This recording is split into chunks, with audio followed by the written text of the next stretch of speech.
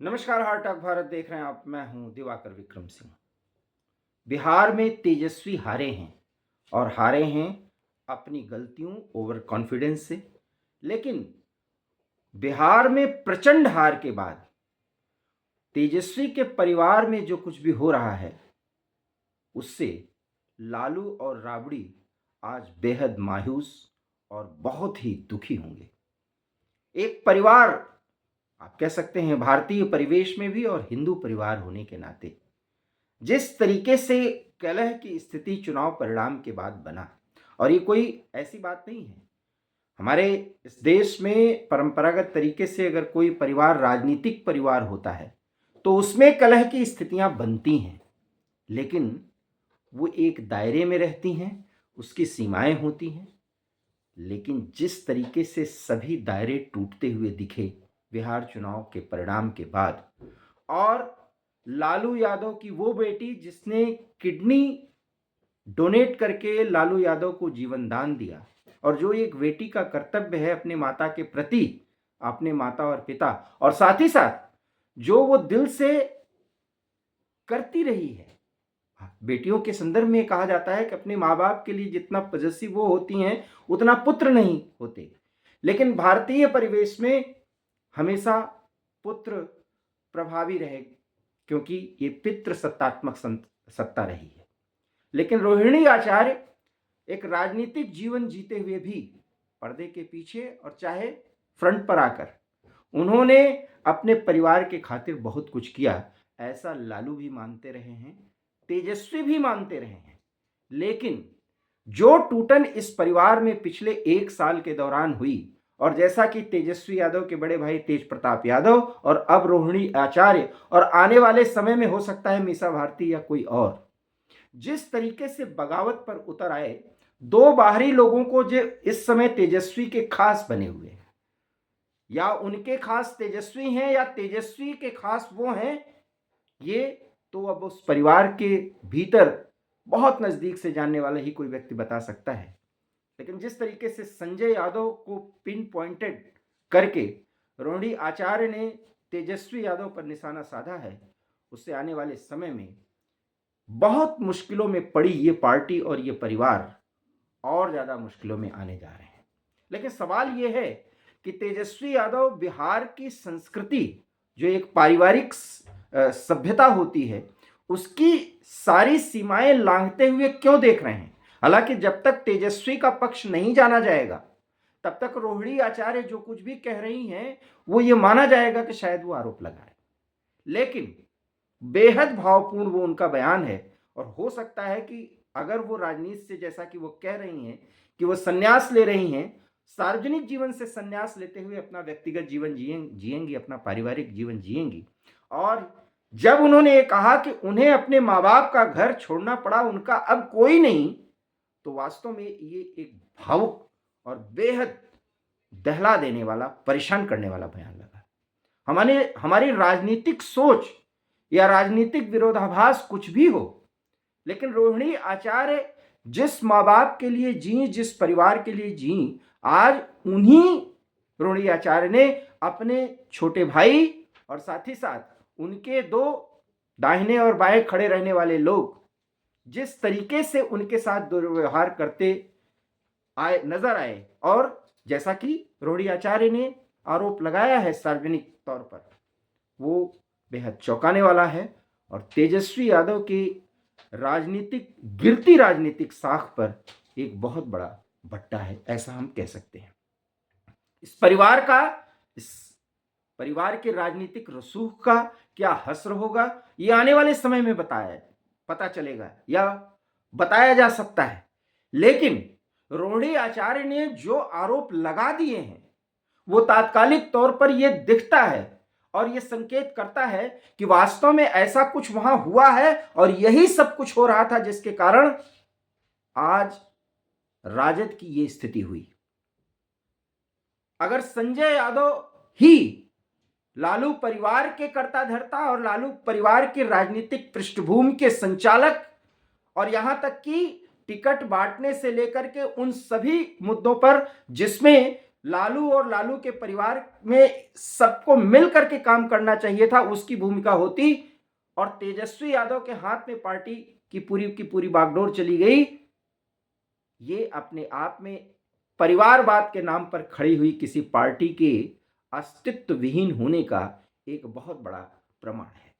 सवाल यह है कि पार्टी का क्या होगा, इस पर ढेर सारी बातें की जा सकती हैं। रोहिणी आचार्य को इतना सार्वजनिक बयान देना चाहिए था, यह एक बात हो सकती है। इस मुश्किल के दौर में रोहिणी आचार्य को अपने परिवार का साथ देना चाहिए था या छोड़ देना चाहिए था, यह भी एक पक्ष हो सकता है। लेकिन अगर रोहिणी आचार्य ये कहे कि जब उन्हें चप्पल से मारने की बात की गई और चप्पल फेंका भी गया, उन्हें बहुत, एक भाई अपने बहन को अगर गंदी कहता है, आप सोचिए। हालांकि तेजस्वी यादव के बारे में कहा भी जाता है कि वो 9वीं पास नहीं है, लेकिन पारिवारिक कलह किस तरीके से एक बहुत बड़ी त्रासदी की स्थिति पैदा कर देती है, शायद इसका अनुमान आज या तो रोहिणी को होगा या माता और पिता के तौर पर लालू यादव और राबड़ी देवी को होगा। क्योंकि जब रोहिणी आचार्य ये आरोप लगा रही थी तो दूसरी तरफ उनके भाई और तेजस्वी यादव के भी भाई, सगे भाई बहन ही सब, तेज प्रताप यादव ने कहा जो कुछ भी आरोप लगाया जा रहा है, जिस एरोगेंस की बात कही जा रही है, जिसको वो जयचंद कहते रहे हैं, अब वो सार्वजनिक तौर पर स्पष्ट हो गया है कि लालू यादव के राजनीतिक रसूख के साथ साथ उनके परिवार का सारा ताना बाना दो बाहरी लोगों ने छिन्न भिन्न कर दिया। और सवाल यह है कि राजनीति पर बट्टा लगाने या राजनीतिक रसूख पर आधिपत्य करने का तो मामला दक्षिण भारत से लेकर उत्तर भारत के कई राज्य स्तर के पार्टियों के या क्षेत्रीय पार्टियों जिसको हम कहते हैं, उसके संदर्भ में कही जा सकती है। जयललिता शशिकला प्रकरण, या वर्तमान में जो एआईएडीएमके की जो स्थिति है, या और किसी भी पार्टी का, अभी तो नवीन पटनायक सत्ता से हटे हैं, साल सवा साल का समय हुआ है,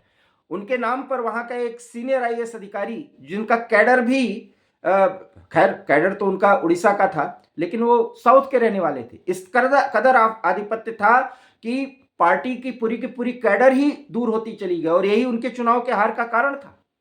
हालांकि वो भी अब राजनीति से दूर हो गए। हम कह रहे हैं हर एक स्टेट में, और मैंने थंबनेल में जैसा कहा कि शिवपाल की याद दिला दी इस रोहिणी आचार्य के प्रकरण को, तो शिवपाल यादव, आपको पता है कि अखिलेश यादव के चाचा रहे, हालांकि आज दोनों चाचा भतीजा एक साथ हैं, लेकिन अपने चाचा की जिस तरीके से बेइज्जती की, जितना उनका राजनीतिक रसूख को घटाने और उस पर बट्टा लगाने की कोशिश अखिलेश यादव ने की थी समाजवादी पार्टी में मुलायम सिंह के न रहने के बाद, और जिसे मुलायम सिंह अपना हनुमान मानते थे, अपना भाई लक्ष्मण की तरह मानते थे, और वही भूमिका उनके भाई शिवपाल यादव ने अदा भी की थी, और मजबूर होकर के एक स्थिति ऐसी थी कि वो डायरेक्ट इनडायरेक्ट तरीके से भारतीय जनता पार्टी की शरण में जाने को तैयार थे। और बात है कि योगी आदित्यनाथ ने वैसा होने ही नहीं दिया, या भारतीय जनता पार्टी ने ऐसा किया नहीं। लेकिन रोहिणी आचार्य ने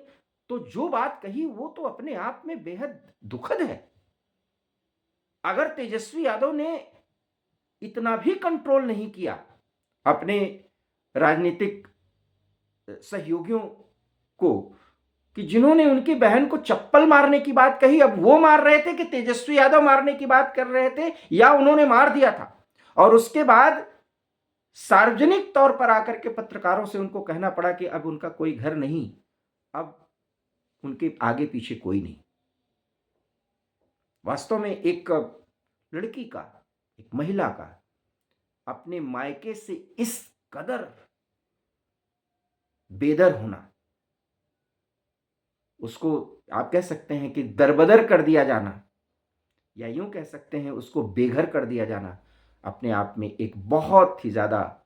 भावुक कर देने वाली त्रासदी के रूप में देखी जाएगी। हालांकि ये राजनीतिक दल हैं और राजनीतिक रसूख रखने वाली ये पार्टी है। इस पार्टी ने भी बहुत गरीबी देखी, लेकिन पिछले 25-30 सालों में इसने अमीरी की पराकाष्ठा, वो चाहे जैसा भी हो, जिस भी तरीके से इन्होंने धन इकट्ठा किया हुआ हो, लेकिन बहुत कुछ इन्होंने देखा। लेकिन आज जब पार्टी इस कदर और अपने कर्मों से, अपने व्यवहार से, अपने एरोगेंस से जनता से कट करके बिना मतलब का राजा बनने की जो प्रवृत्ति थी, उसके कारण तेजस्वी यादव हारे। लेकिन तेजस्वी यादव, या जैसा कि रोहिणी आचार्य संकेत दे रही कि सारा ठीकरा ही उन पर फोड़ा जा रहा है कि उन्होंने गलत तरीके से टिकट देने या दिलवाने की कोशिश की है। हो सकता है ऐसा हो, क्योंकि अभी तो तेजस्वी का कोई पक्ष आया नहीं है। और अगर तेजस्वी ने पक्ष दे दिया तो आप सोचिए इस परिवार में किस तरीके की कलह है कि किसी सामान्य गांव में आप चले जाएं और परिवारों में जो झगड़ा होता है और जो सार्वजनिक होता है और पूरे गांव के लोग देखते हैं, वो स्थिति तेजस्वी यादव ने और रोहिणी आचार्य ने बना दी। लेकिन यकीन मानिए, लालू कैसे भी हों, उनका राजनीतिक रसूख कैसा रहा हो, राजनीतिक करियर कैसा रहा हो, और राजनीतिक शुचिता के नाम पर उनके साथ कितना कुछ कहा जाता हो कि उन्होंने राजनीति में भ्रष्टाचार को कितना प्रश्रय दिया, लेकिन आफ्टर ऑल वो एक पिता है, और वो पिता जिनकी सांस भी चल रही है अपनी बेटी के किडनी पर। आज लालू कितने बेबस हुए होंगे। और अगर लालू पुत्र मोह में वही कर रहे होंगे जो तेजस्वी चाहते हैं या तेजस्वी के लोग चाहते हैं, और रोहिणी आचार्य का ये दर्द निकला है, तो आप उस मां की स्थिति सोचिए जो 9 महीने रोहिणी को अपने पेट में पाली होगी। मैं राबड़ी देवी की बात कर रहा हूं। और तमाम पुत्र मोह, दोनों को पुत्र मोह अगर हुआ हो और रोहिणी इस कदर बेघर होकर के और सार्वजनिक बयान देकर के बाहर आई हैं, तो फिर भारतीय समाज के ताने बाने पर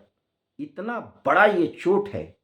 जिसमें कम से कम इस पूरी खबर को सुनने के बाद मैं इसका राजनीतिक विश्लेषण ज़्यादा नहीं कर सक रहा हूँ, लेकिन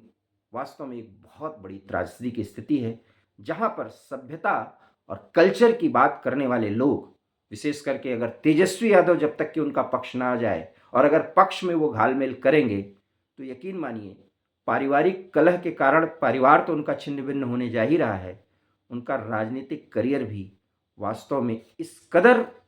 रसातल में चला जाएगा कि फिर उसका उदय शायद ही हो पाए। और ये एक बहुत बड़ी बात है, और एक बहुत बड़ा ये एनालिसिस